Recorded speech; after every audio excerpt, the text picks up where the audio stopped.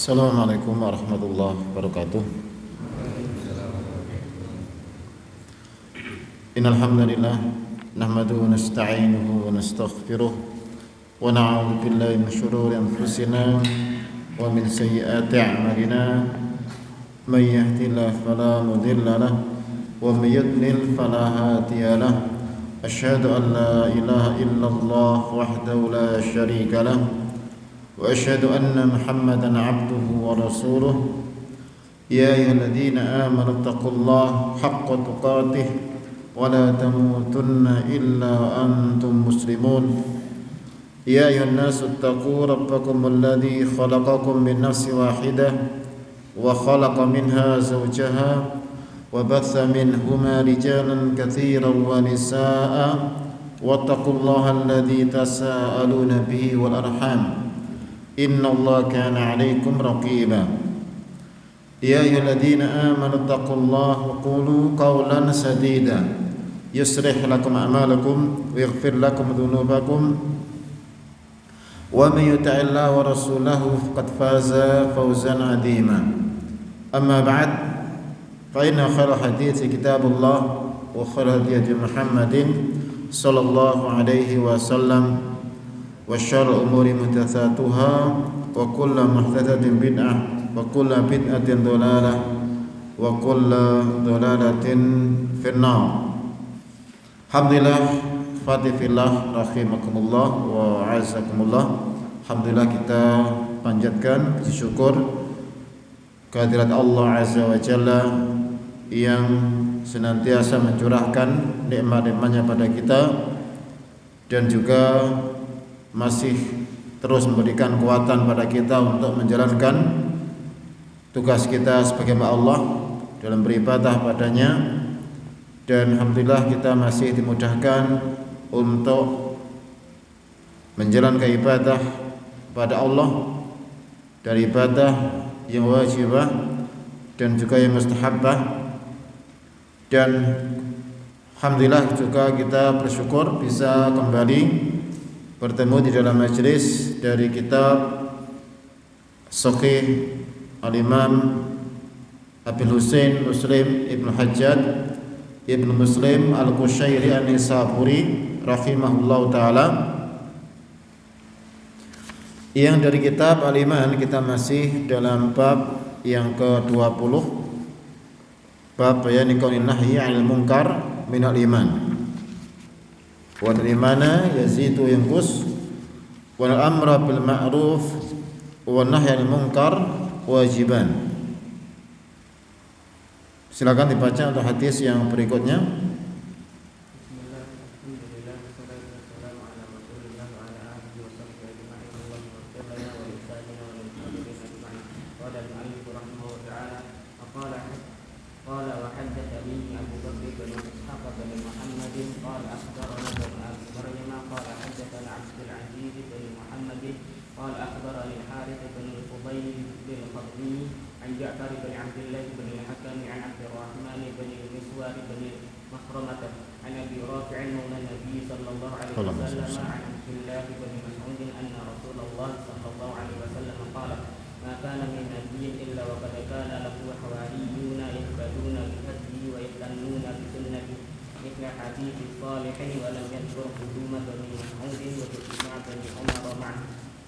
Nah, qala Malik rahimahullah ta'ala wa haddatsanihi Abu Bakr ibnu Ishaq ibnu Muhammad, dan telah menceritakan kepadaku hadis ini Abu Bakar bin Ishaq bin Muhammad As-Saghani, yang beliau thiqatun sabtun, kata Ibnu Hajar.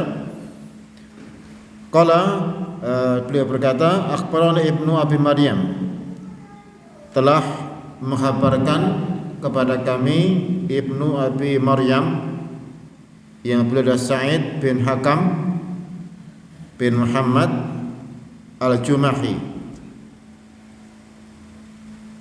Abu Muhammad Al-Misri, thiqatun sabtun faqihun. Qala, beliau berkata, Hadatsana Abdul Aziz ibnu Muhammad, telah menceritakan kepada kami Abdul Aziz ibnu Muhammad ibnu Ubaid Ad-Darawardi, yang beliau thiqah, kata Ibnu Hajar sadukun. Qala, beliau berkata, akhbarani Harits bin Fudail al-Khatmi, telah menghafal padaku Al-Harits bin Al-Fudail Al-Khatmi, ini telah terdahulu ya, pada sanadnya sebelumnya. Ini ketemu pada Harits ini sanadnya. Nah,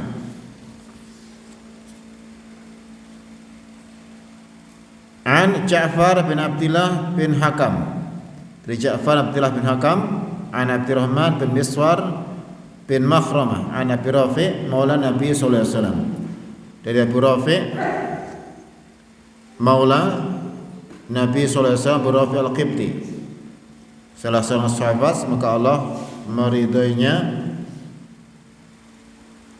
An Abdullah bin Mas'udin radhiyallahu anhu, dari Abdullah bin Mas'ud al-Hudali semoga Allah meridainya. Dari sini riwayat sahabat dari sahabat. Kemudian tadi juga Ja'far dari tabi'in, meriwayatkan dari tabi'in juga. Di sini Abu Rafi' meriwayatkan dari sahabatnya yaitu Abdullah bin Mas'ud. Anna Rasulullah sallallahu alaihi wasallam qala, bahwasanya Rasulullah sallallahu alaihi wasallam bersabda, maka min nabiyyin illa wa qad kana lahu hawariyun, tidak ada dari seorang nabi melainkan dia memiliki hawariyun, para pembela setianya. Yahtaduna biyadihi wastannuna bisunnatihi, yang mengambil petunjuk dengan petunjuk nabi ini dan mengambil sunnah dengan sunnahnya. Mislu hadis soleh, ini seperti hadis yang sebelumnya, yaitu hadis soleh, itu Soleh bin Kaisan, yang dia juga meriwayatkan dari Al-Harits. Tadi sanad ini Al-Harits muridnya adalah Darawardi atau Abdullah Ad-Darawardi. Kalau yang riwayat yang dari Soleh bin Kaisan, ya ini di sini Harits muridnya Soleh bin Haisan. Jadi riwayat Darawardi mirip dengan atau sama lafadznya dengan hadis Soleh, itu Soleh bin Kaisan pada sanad yang pada hadis yang sebelumnya. Wa lam yadhkur quduma Ibnu Mas'udin wa istima' Ibnu Umar ma'ahu, dan di dalam hadis ini, di hadis riwayat dari Ad-Darawardi ini, Abdullah Ad-Darawardi, dia tidak menyebutkan tentang masalah kedatangan Ibnu Mas'ud dan pertemuan Ibnu Umar dengannya, karena dalam riwayat sebelumnya bahwa ada kisah kedatangan dari Abdullah bin Mas'ud yang kemudian bertemu dengan Ibnu Umar, yang kemudian perawinya asalnya kan diringkas oleh Ibnu Umar, yang kemudian setelah Ibnu Umar mendengar langsung dari Ibnu Mas'ud, maka kemudian dia baru menerima. Ini yang riwayat yang Soleh bin Kaisan. Dan riwayat yang terakhir ini yaitu riwayat dari Abdul Aziz bin Muhammad Ad-Darawardi, tidak ada kisah ini. Tidak ada kisah datang Ibnu Mas'ud kemudian pertemuan dia dengan Ibnu Umar.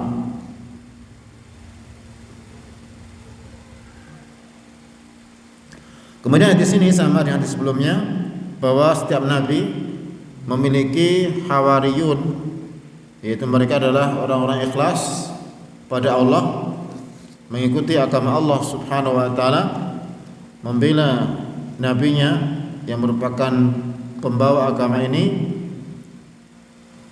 yang ini merupakan pengikut yang paling setia, yang terbaik, dan tidak ada nabi melainkan memiliki hawariyun, yang ini adalah merupakan pembela setia. Dan bahkan juga Rasulullah juga punya Hawariyun, yaitu para sahabat Rasulullah SAW. Bahkan di antara mereka ada yang dijuluki oleh Nabi sebagai Hawari hadil ummah. Inna likulli nabiyyin hawari, dan menyebut dari sahabat tersebut. Siapa sahabat yang dijuluki Hawari hadil ummah? Siapa namanya? Siapa? Az-Zubair bin Al-Awwam. Apa hubungan dia dengan Nabi sallallahu alaihi wasallam? Siapa? Sepupunya. Zubair putra dari bibi Nabi, yaitu Sofiyah binti Abdul Muthalib. Dan di sini Zubair adalah sepupu Nabi sallallahu alaihi wasallam. Jadi anak bibi Nabi sallallahu alaihi wasallam yang Rasulullah menyatakan likulli nabiyyin likulli nabiyyin hawari. Setiap nabi punya hawari, pembela setia. Wa hawari hadhihi ummah Az-Zubair bin Al-Awwam. Dan hawari dari umat ini adalah Zubair bin Al-Awwam. Dan setiap nabi ada hawari, termasuk Nabi Musa juga punya hawari. Kemudian juga Nabi Isa punya hawari yang Allah sebutkan dalam Al-Qur'an, itu qala hawariyuna. Ingatlah ketika berkata hawari, dari maksudnya adalah hawari dari Nabi Isa. Ada enggak salah ada dua tempat dalam Al-Qur'an disebut hawari dari Nabi Isa. Di antaranya adalah yang di dalam akhir dari surat Al-Maidah, yang merupakan sebab penamaannya juga, ketika mereka meminta pada Nabi Isa agar Allah menurunkan makanan dari langit. Itulah kabarnya Isa bin Maryam. Itqala hawariyuna ya Isa bin Maryam, terusnya apa nih?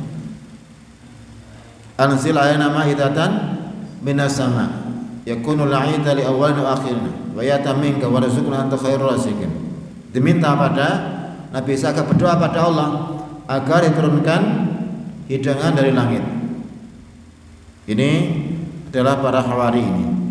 Ya, kemudian dari kisah itu kemudian disebut surat apa? Apa namanya suratnya? Al-Maidah.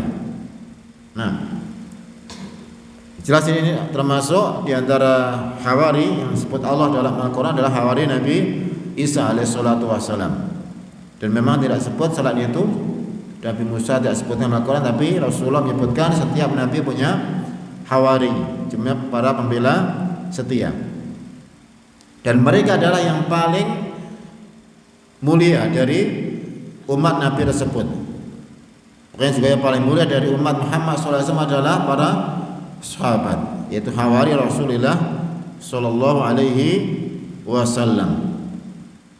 Yang paling mulia dari umat Nabi Isa adalah para hawariyun, yaitu hawari dari Nabi Isa alaihissalatu wassalam, yang mereka masih setia mengikuti ajaran agama Nabi Isa, secara tauhid. Adapun umat yang setelah mereka datang, sama mereka telah banyak mengubah, mendatangkan perkara yang baru pada agama Nabi Isa, sampai akhirnya kemudian timbullah akidah taslis Trinitas yang masih terus berkembang sampai sekarang. Trinitas ini datangnya setelah zaman Hawari. Adapun hawari Nabi Isa, mereka tetap setia di dalam akidah Nabi Isa, yaitu akidah tauhid. Adapun umat yang datang setelah mereka kemudian membuat penyimpangan, kesyirikan, yaitu menjadikan tiga Tuhan atau menjadikan Nabi Isa sebagai salah satu tiga Tuhan, atau menjadikan Nabi Isa adalah anak Allah. Ini masyhur dalam kisah mereka yang ini disebutkan oleh Al-Imam Al-Qayyim di dalam kitabnya Hidayatul Hiyarah, ya, yang beliau menyebutkan asal usul kenapa orang Nasrani meyakini Trinitas. Awalnya mereka masih tauhid, kemudian akhirnya syaitan terus membisiki mereka, kemudian mereka berkumpul membicarakan permasalahan ketuhanan mereka. Awalnya Nabi Isa adalah nabi, kemudian akhirnya Terus diadakan muktamar berkali-kali sampai membuat kesimpulan Nabi Isa adalah satu oknum dari 3 Tuhan. Yang terakhir kemudian bahwa dia juga Tuhan. Yang jelas mereka membuat muktamar untuk menghakimi Tuhan mereka. Ini jelas perkara yang sangat lancang bagaimana manusia membuat atau menghakimi Tuhan mereka. Sampai terakhir akhirnya identitas yang kita kenal sampai sekarang. Ada yang menjadikan Nabi Isa Tuhan, kemudian ibunya juga Tuhan, Maryam. Ada yang menjadikan yang Maryam ini adalah Roh Kudus, yaitu Jibril. Nah, ini datangnya setelah Hawariyun. Adapun teman Hawariyun mereka masih setia, mereka masih mengikuti akidah dari Nabi Isa alaihi salatu wassalam. Dan Hawari umat ini adalah para sahabat Rasulullah sallallahu alaihi wasallam. Yang ada perkataan yang masyhur dari ulama tabi'in Amr bin Syarahbil yang dia mengatakan anna rafidah faqa ayyuda wan nasara fi khislatin. Orang Rafidah Syiah Rafidah itu melampaui orang Yahudi dan Nasara di dalam satu permasalahan. Idza qila man khairu ummati Musa qalu hawariyun ashabu Musa. Ketika ditanya siapa manusia terbaik dari umat Nabi Musa, mereka menjawab hawariyun, yaitu apa? Para sahabat Nabi Musa. Ketika ditanya man khairu ummah Isa, siapa terbaik dari umat Isa, mereka katakan hawariyun. Ketika ditanya siapa yang paling buruk dari umat ini, dari umat Muhammad SAW, apa jawaban mereka? Sahabat Rasulullah SAW. Di orang Rafidah ini sangat kecil di dalam memusuhi para sahabat sampai mengkafirkan mereka, membuat cerita dusta tentang para sahabat sampai akhirnya mereka mengkafirkan semua sahabat kecuali Ahlul Bait. Yang Ahlul Bait pun juga banyak mereka kafirkan, kecuali sedikit dari mereka yang kemudian mereka sebut masih beriman, ada penyelain sudah kafir. Ini orang-orang Syiah Rafidah. Nah, nasihat dari hadis ini bahwa Rasulullah SAW menyatakan setiap nabi itu ada hawariyun, yang mereka adalah para pengikut setia dari nabi, generasi awal dari nabi yang terbaik, yang paling mulia, yang mengikuti petunjuk Nabi alaihi salatu wassalam. Dan para sahabat tentunya mereka mendapat bagian dari hal ini, yaitu mereka adalah para hawari Nabi Muhammad alaihi salatu wassalam. Nah, kita selesai dari bab yang ke-20. Kemudian kita lanjutkan pada bab yang ke-21. Fadhal Iqra.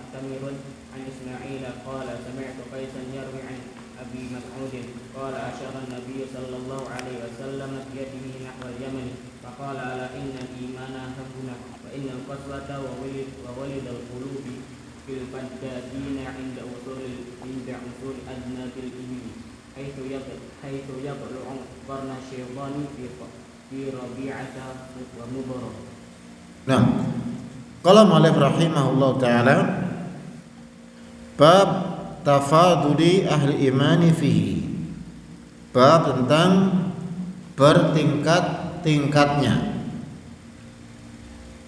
orang yang beriman di dalam masalah keimanan. Maksudnya ada orang-orang yang beriman itu bertingkat-tingkat keimanannya. Ada yang sempurna, ada yang kurang, ada yang di bawahnya, ada yang tinggi, ada yang rendah. Sebagaimana juga surga bertingkat-tingkat, maka para penghuninya juga bertingkat-tingkat keimanannya. Seandainya orang beriman sama semua imannya, maka surga ini cuma satu tingkat saja. Tapi ketika mereka bertingkat-tingkat keimanannya, maka tingkat surga juga bertingkat-tingkat sesuai dengan tingkat keimanan mereka. Dan antara surga yang saya masukkan di atasnya ini sangat jauh tempatnya atau posisinya, kedudukannya.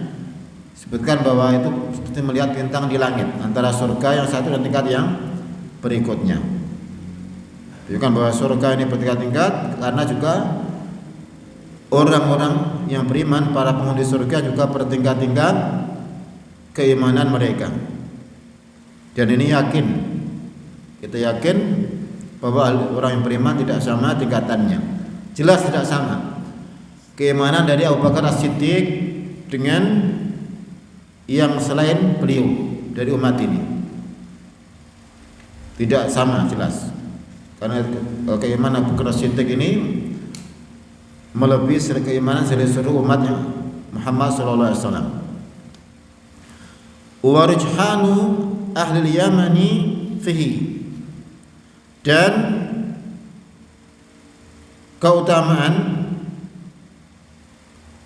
penduduk Yaman di dalam masalah keimanan. Jadi mereka punya keistimewaan bahwa Rasulullah menyebut al-imanu Yaman, iman adalah Yaman.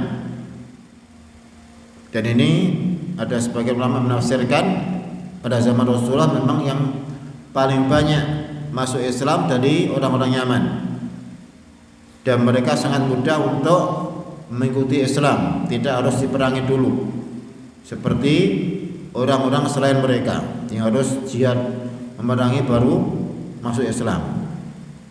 Yang mereka nanti akan disebutkan oleh Rasulullah, mereka memiliki sifat yang istimewa, araqu afidatan, yang paling lembut hati mereka. Makanya sampai belum mengatakan al-imanu Yaman. Ini juga diantara hadis yang menceritakan tentang keutamaan ahlu Yaman, penduduk Yaman. Tahu Yaman tempat di mana? Di mana tempat Yaman? Hah? Di mana? Di selatan Saudi. Jadi yang apa? Yang berada di selatan Saudi sekarang. Bahkan namanya juga Yaman sampai sekarang masih negara Yaman, meskipun kalau wilayah mungkin berbeda, tapi namanya masih Yaman juga sampai sekarang. Jadi kalau Saudi itu kan selatannya nggak ada pantai, ini berbatasan dengan Yaman, Yaman baru ada pantai. Ini adalah merupakan tempat yang di situ disebutkan adalah asal usul dari orang Arab yang katanya mereka dari Yaman asalnya, baik dari Qahtan maupun Adnan. Nah, kemudian qala al-mu'allif rahimahullah, berkata mu'allif semoga Allah merahmatinya, hadatsana Abu Bakar ibnu Abi Syaibah, telah menceritakan kepada kami Abu Bakar ibnu Abi Syaibah. Ini kunyahnya Abu Bakar, namanya Abdullah bin Muhammad bin Abi Syaibah, yang beliau thiqatun musannif. Qala hadatsana Abu Usamah, beliau berkata menceritakan pada kami Abu Usamah, ini kunyah juga, namanya Hamad bin Usamah bin Zaid Al-Qurashi Al-Kufi, thiqatun sabtun. Kemudian tanda tahwil, pindah ke sanad yang kedua. Ini sanad pertama. Wa hadatsana Ibnu Numair, ini sanad kedua. Dalam ceritakan pada Ibnu Numair, ini guru kedua dari Imam Muslim dalam hadis ini. yaitu Abdullah bin Numair Al-Hamdani. Muhammad bukan Abdullah. Muhammad bin Abdullah bin Numair Al-Hamdani, yang beliau thiqah. Qala hadatsana abi, telah menceritakan kepada kami ayahku, yaitu Abdullah bin Umar Al-Hamdani, ayah dari Muhammad. Kemudian tahwil lagi. Ini sampai berapa kali ini? 1, 2 ya. Bukan, nanti juga ada tahwil lagi setelahnya. Ada pindah sanad lagi, sanad ketiga. Wa hadatsana Abu Quraib, dan telah menceritakan kepada kami Abu Quraib. Abu Quraib Muhammad bin Ala bin Quraib, yang maksudnya Abu Quraib. Nah, beliau Saduq. Qala hadatsana Ibnu Idris, telah menceritakan kepada kami Ibnu Idris, Abdullah bin Idris Al-Audi. Abdullah bin Idris Al-Audi Abu Muhammad Al-Kufi, yang beliau thiqatun faqih. Kulhum, semuanya an Ismail bin Abi Khalid, semuanya dari dua guru-guru Muslim itu atau dari guru-gurunya meriwayatkan dari Ismail bin Abi Khalid Al-Ahmasi. Nah, kulum ini siapa? Kembali pada siapa gambarnya? Pertama siapa tadi? Abu Sama. Kedua Abdullah bin Numair. Ketiga siapa ketiga? Abdullah bin Idris. Ya, tiga orang ini guru-guru Imam Muslim. Ya, di atas gurunya.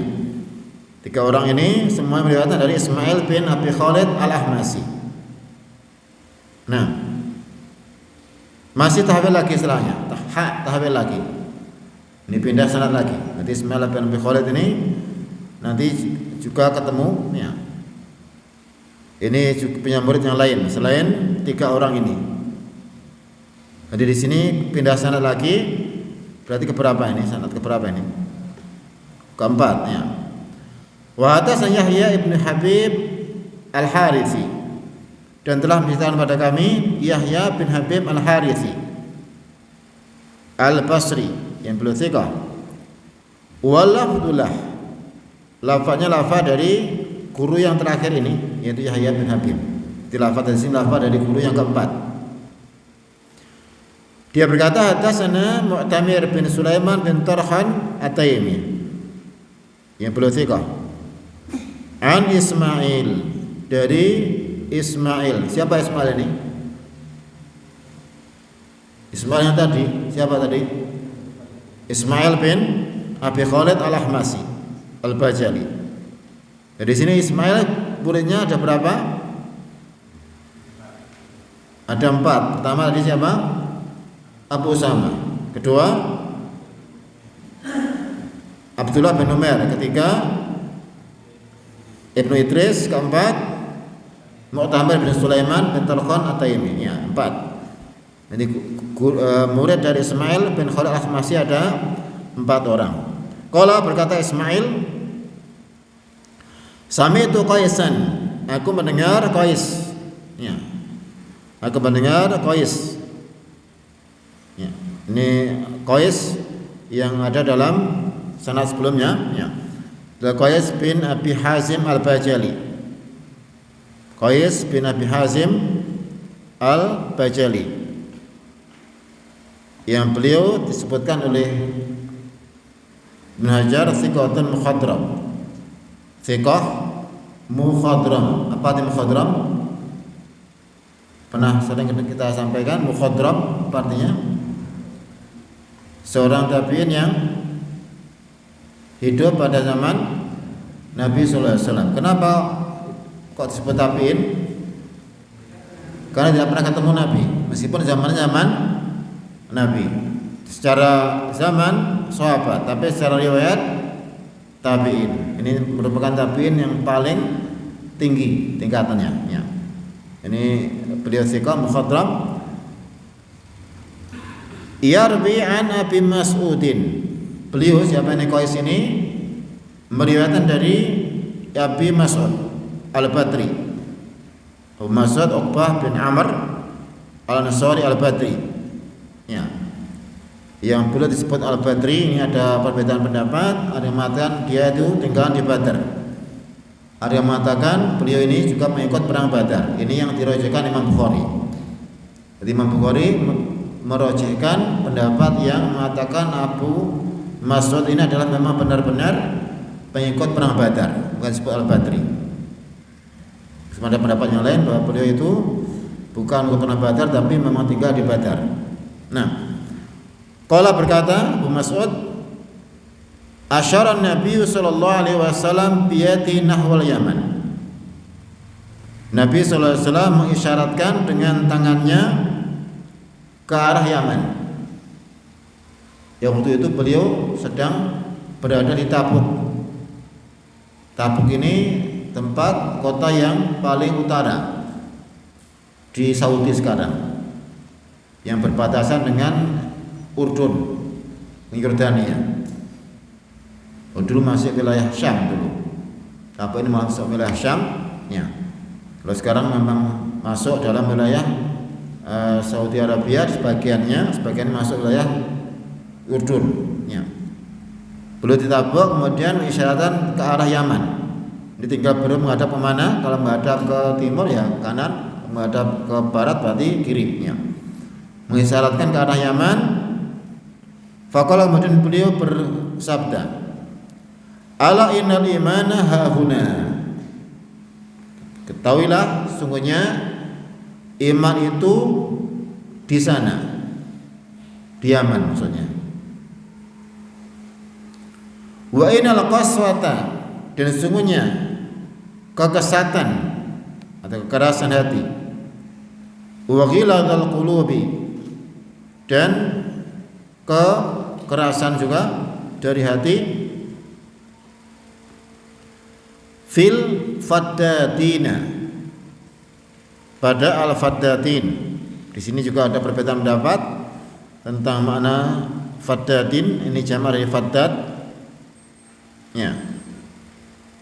Yang disebutkan kalau yang secara ringkas mereka adalah orang-orang yang banyak teriak-teriak, faddatin. Makanya artinya keras. Inda usui atnabil ibil, di para pemilik ekor-ekor unta. Dia dimakan mereka adalah para pemilik unta, karena unta ini kan binatang yang keras. Makanya yang menggembala juga keras. Karena kalau nggak dikerasi maka nurut. Ada yang mengatakan juga tidak hanya unta tapi juga sapi. Ya, sapi ini juga biasanya yang gembala juga teriak-teriak. Ada disebutkan bahwa para penggembala unta ini sifatnya keras, berbeda dengan para penggembala kambing yang memiliki sifat yang lembut. Kambing juga lembut, kalau unta mah keras. Saya pernah lihat unta kan? Ya, pernah lihat unta, pernah lihat semua. Di mana lihatnya? Hah? Di mana? Di apa? HP. Gak pernah lihat langsung.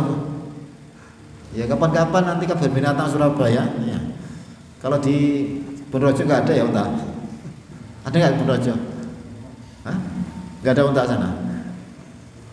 Atau Kebun Binatang Surabaya ada insya Allah. Atau di sekarang banyak lah di Malang, di Jatimpak juga ada. Ya. Nah, jelas unta itu binatang yang keras, kasar. Makanya untuk menggembala ini butuh juga kasaran. Kalau nggak teriak itu tidak nurut. Makanya akhirnya sesuai dengan yang digembala. Makanya Rasulullah mengatakan bahwa kesatan hati, kerasan hati itu pada para pemilik unta yang biasa teriak-teriak untuk membalakannya. Haitsu yatlu aqarnan asyaiton, di mana akan muncul, akan terbit dua tanduk syaitan fi Rabi'ah atau Mudhar, pada kaum atau suku Rabi'ah dan Mudhar. Rabi'ah dan Mudhar ini semuanya keturunan dari Adnan, yang mereka waktu itu tinggalnya di sebelah timur dari Madinah, ya, yang di sekitar timur. Kalau Najd ke timur lagi, Bahrain dan sekitarnya juga, ya, situ ada Rabi'ah dan juga ada Mudhar yang disebutkan Wahb Abdul Qais, ya. Abdul Qais itu dari Rabi'ah, sedangkan yang sebelah mereka ada Mudhar yang itu masih kafir, yang artinya saya dari sebelah timur. Nah, jadi di sini Rasulullah SAW menyebutkan bahwa iman itu ada di Yaman, dan bahwa kesehatan hati itu pada orang-orang yang banyak teriak-teriak karena membalakan unta-unta mereka atau kuda-kuda mereka atau sapi-sapi mereka yang untuk membala, untuk membajak sawah dan sebagainya, sawah atau ladang, ya. Nah, di sini termasuk dari khumasiyat Al-Imam Muslim.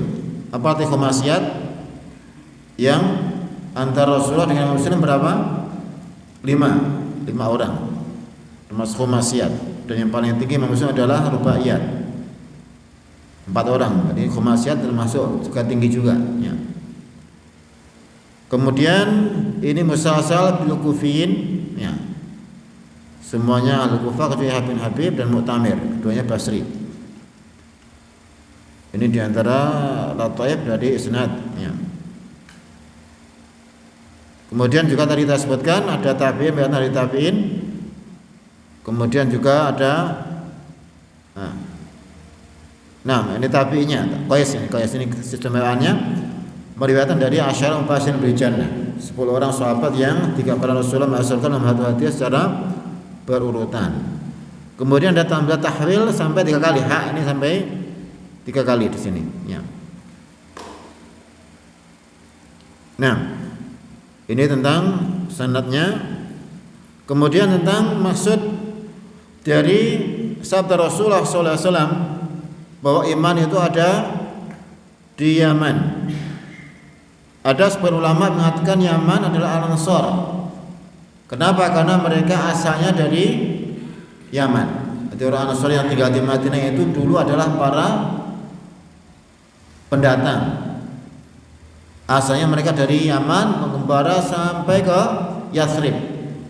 Yathrib nama lama dari kota Madinah. Ada yang mengatakan itu Ansar maksudnya, karena mereka memang aslinya Yaman dan mereka memang orang yang paling beriman dari Rasulullah SAW. Tapi banyak riwayat mengatakan waktu itu yang diajak bicara orang Ansar. Kalau Rasulullah mengatakan iman di Yaman, yang diajak bicara Ansar, apa manfaatnya? Mereka juga Yaman. Berarti maksud bukan orang Ansar, masih Yaman secara umum. Penduduk Yaman secara umum. Ini yang insya Allah yang lebih kuat, ya. Bahwa Yaman memang mereka waktu itu banyak sekali yang masuk Islam secara sukarela, dan mereka orang yang baik, orang para pembela agama Allah Subhanahu wa taala. Di antara mereka adalah Abu Hurairah radhiyallahu anhu, Abdurrahman bin Sakhr Ad-Dawsi dari suku Daus dari Yaman, yang merupakan hafidzus sahabah, penjaga sunnah Rasulullah sallallahu alaihi wasallam. Juga ada seorang tabi'in yang masyhur dari Yaman yang datang ke Yaman pada zaman Umar. Rasulullah sudah menyebutkan tentang sifat-sifatnya. Siapa dia? Siapa? Uwais Al-Qarni. Saya dulu pernah dengar dari Syekh Muqbil bin Muraish, Syekh Muqbil Muraish. Beliau mendengar dari gurunya Syekh Hamad Al-Ansari menyebut Al-Qurani. Uwais Al-Qurani, itu harokatnya seperti itu. Kalau di naskah Syekh Muhammad Al-Ethiopi itu Al-Qurani. Allahu a'lam mana yang benar. Ada Al-Qarni, ada yang menyebut Al-Qurani, ada yang menyebut Al-Qurani. Allahu a'lam. Jelas dulu yang riwayat yang kita dengar dulu dari Syekh Muqbil bin Al-Muraisi dari gurunya Syekh Muhammad Al-Ansari. Syekh Muhammad mengatakan yang benar Al-Qurani. Kalau di Syekh Muhammad Ethiopi itu menyebut Al-Qurani.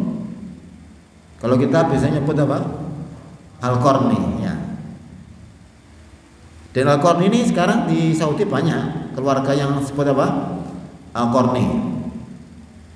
Wallahu a'lam mana yang lebih benar. Tapi jelas kalau masalah nama itu memang samai. Itu nggak bisa pakai kias kadang ya, harus dengar dari orang yang tahu tentang nama itu. Seperti nama daerah, wilayah kan nggak dikiaskan, apalagi nama orang-orang Indonesia ya. Itu lebih harus samai. Guru kita di Syekh Hanis bin Thohir itu beliau sangat bersyukur mengajar di kuliah hadis yang banyak dari negara-negara yang datang dari jauh yang lain. Jadi belum cerita saya banyak mengambil manfaat dari murid saya. Nama-nama daerah-daerah yang bacaannya gimana yang benar ya. Jadi masalah nama itu harus ya benar ya. Dan kalau pengen tahu masalah nama-nama wilayah bisa tidak dalam Mu'jam Al-Buldan oleh Yaqut Hamawi. Kitab yang bagus Mu'jam Al-Buldan. Kalau mungkin nggak punya kitabnya atau sulit mencari, alhamdulillah sekarang banyak PDF-nya. Atau banyak dari di Maktabah Syamilah insyaallah ada Mu'jam Al-Buldan ya.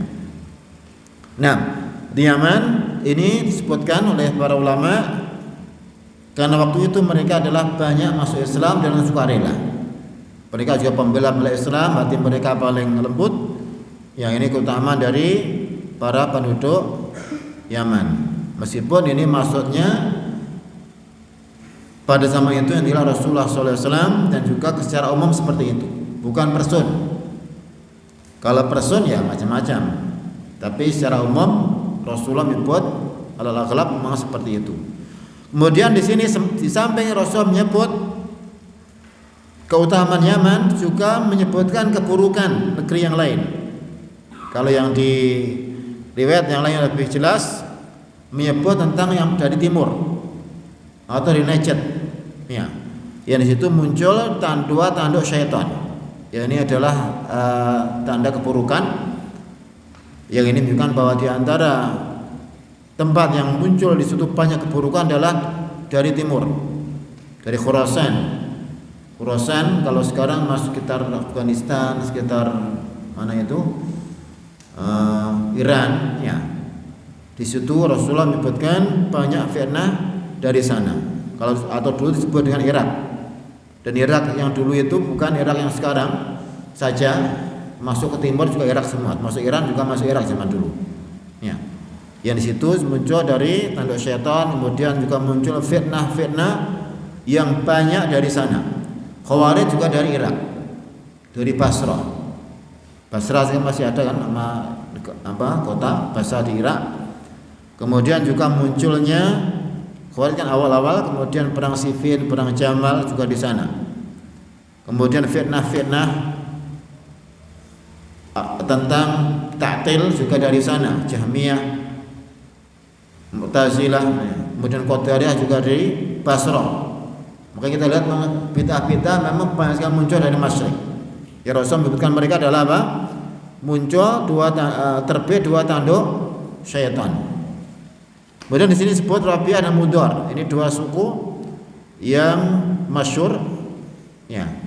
Ya Rasulullah kalau secara nasab beliau ini keturunan Mudhar. Dan Rabi'ah itu selevel dengan Mudhar. Di sepupu ini Rabi'ah dengan Mudhar ini yang juga mereka adalah orang Arab dari Adnan ya. yang keturunan dari Adnan juga sebetulnya, masih keturunan Nabi Ismail.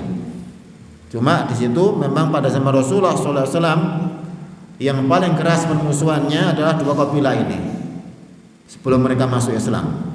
Yang disebutkan bahwa ini keburukan dari Rabi'ah dan Mudhar. Ya, jadi bukan menunjukkan keburukan secara umum atau sampai hari ini atau sampai nanti, tidak, tapi memang saat itu memang dua kabilah ini masih kafir waktu itu memang. Maka Rasulullah menyebut dua kabilah ini. Nah, khawatibillah rahimakumullah wa azikumullah, di antara faedah hadis ini bahwa iman bertingkat-tingkat. Ada imannya yang tinggi. Ya Rasul menyebutnya ahli Yaman, di sana ada iman yang tinggi, yang kuat. Kemudian ada yang lemah, bahkan disebutkan muncul banyak fitnah, yaitu dari masyrik. Ya, yang ini jelas menunjukkan juga tentang celaan pada mereka, bahwa syaitan banyak menguasai mereka. Berbeda dengan ahli Yaman pada saat itu, yang mereka banyak masuk Islam, adapun dari penduduk timur jarang. Bahkan disebutkan bahwa di antara yang fitnah pada zaman Nabi dan Nabi sudah meninggal adalah dari Bani Hanifah, Musailamah al-Kadzdzab juga dari situ, di daerah timur juga. Maka Rasulullah menyebutkan dari situ banyak fitnah. Kemudian juga di sini bukan kecelaan kepada kekesatan hati dan kekerasannya. Yang ini menunjukkan akan tenggelam dalam syahwat dan akan juga mudah terkena syubhat. Karena di antara fitnah yang paling besar adalah syahwat dan syubhat.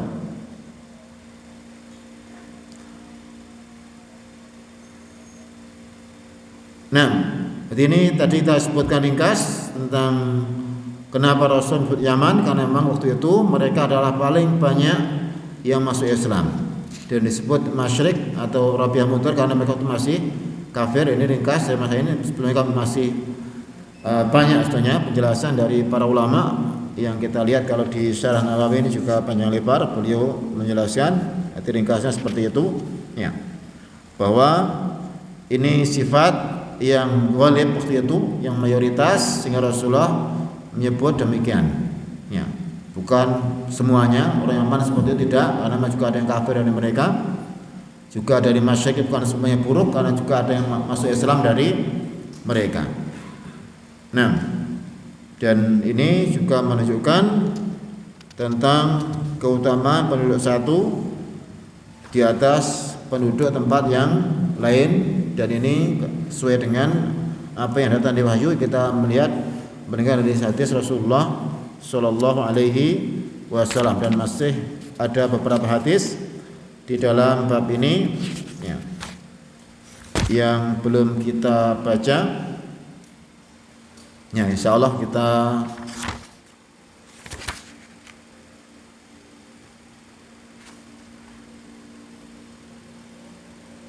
baca insya Allah pada pertemuan yang akan datang. Ya. Ada sekitar berapa ini? Ada sekitar mungkin 10 hadisnya.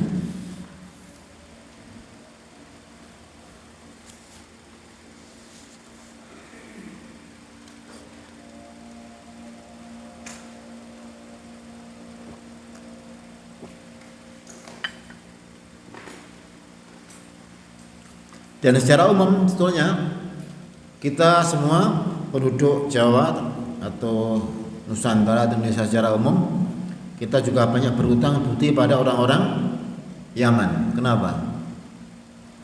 Kenapa kita hutang budi pada mereka? Ya, yang mendakwai Islam ke negeri kita orang Yaman.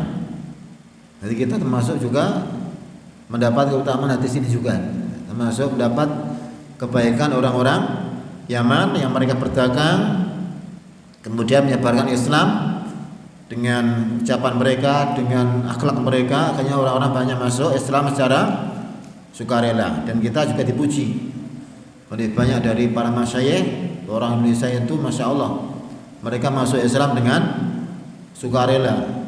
Berbeda tempat yang lain harus diperangi dulu sampai habis, sampai hancur, baru masuk Islam. Kita alhamdulillah masuk Islam dengan sukarela, dan di antara yang banyak menyebarkan Islam di tempat kita, sebagaimana kita baca dalam sejarah, ini insya Allah sepakat bahwa yang pertama kali menyebarkan Islam Indonesia adalah orang-orang Arab, khususnya dari Yaman. Meskipun juga ada pendapat yang lain bahwa yang menyebarkan Islam Indonesia adalah utusan dari Khalifah salah Bani Umayyah pada waktu itu, awal-awal. Ini yang dirajikan oleh Buya Hamka, Profesor Dr. Abdul Malik bin Abdul Karim Amrullah, yang beliau merajikan masuk Islam Indonesia itu sekitar abad 7 Hijriah. Padahal Islam itu kan pada abad berapa itu Rasulullah lahir? Abad berapa? Beliau abad ke-6 kan ya. Berarti masih awal kita Islam Indonesia. Kalau yang masyhur di buku sejarah, Islam masuk Indonesia abad berapa? Masehi? Yang masih belajar sejarah atau pernah baca atau sudah lupa? Kapan masuk Islam Indonesia? Buku sejarah abad berapa? Sudah ada yang pernah baca? Yang dibaca apa ya? Apa yang dilihat apa? Apa di buku sejarah yang di sekolah-sekolah tahun berapa Islam masuk Indonesia? Abad berapa? Wah, ini gak ada yang tahu ini gimana ini.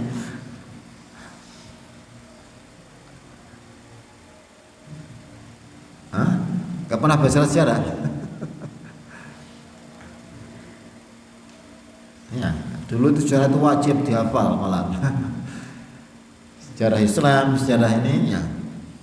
Kalau di buku sejarah Indonesia rata-rata abad ke-12, ya sebutkan di situ. Yang pakar-pakarnya abad ke-12, tapi ini dibantah oleh Buya Hamka yang mengatakan abad ke-7. Insya Allah ini lebih kuat karena banyak dari bukti-bukti bahwa Islam masuk ke Indonesia awal, bukan abad 12. Kalau yang di buku sejarah itu masuk Islam abad 12, siapa yang membawa Islam kata mereka? Di buku sejarah orang-orang Persia dan Gujarat, orang Syiah. Ini tidak benar jelasnya. Ini abad 12 sudah akhir, padahal Islam sebelumnya langsung dari sumbernya. Kita masuk Indonesia ya karena bukti-bukti ada makam yang di paling tua itu mana? Di mana? Atau mana itu yang seperti Mabit Maimun itu atau abad ke-9 atau berapa ya? Sebelum abad 12 intinya. Nah, jelas kita secara umum memiliki hutang budi pada orang Yaman juga, yang Rasulullah menyebut bahwa iman ada di Yaman. Alhamdulillah sampai sekarang juga banyak dari mereka yang masih gigih di dalam mendakwakan Islam melawan sunnah Rasulullah Sallallahu Alaihi Wasallam. Nah, misalnya ini bisa kita kaji. Semoga Allah senantiasa memberikan kekuatan kepada kita untuk terus belajar, ya, terus untuk meningkatkan keimanan kita pada Allah Subhanahu wa taala. Allah alam bisawab, sallallahu Muhammad wa alihi wasahbihi wasallam. Subhanallah wa asyhadu an la ilaha illa anta astaghfiruka wa atubu ilaik. Assalamualaikum warahmatullahi wabarakatuh.